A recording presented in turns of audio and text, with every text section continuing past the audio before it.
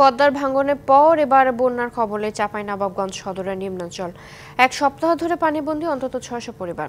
খাবার ও বিশুদ্ধ পানি সংকটে দুর্ভোগ চরমে। তলিয়ে আছে ১৫০০ হেক্টর জমির মাসকালাই শীতকালীন শাকসবজি।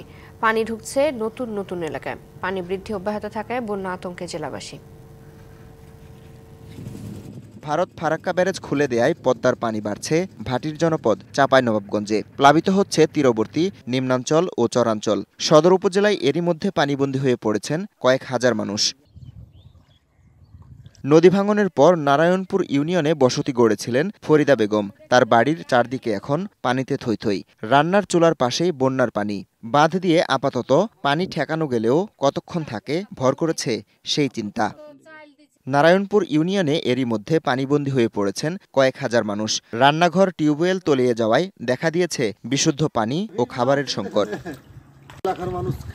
ভিটামাটি তলিয়ে যাওয়ায় বানভাসীদের অনেকেই ঠাঁই নিয়েছেন উঁচু জায়গায়। তাদের কাছে পৌঁছায়নি শুকনো খাবার সহ ত্রাণ সামগ্রী। এদিকে আকস্মিক বন্যায় নারায়ণপুরের অন্তত ১৫০০ হেক্টর জমির মাসকলাই, কলা ও শীতকালীন শাকসবজি তলিয়ে গেছে। ক্ষতিগ্রস্তদের তালিকা করে মন্ত্রণালয়ে পাঠানোর কথা জানিয়েছে উপজেলা প্রশাসন।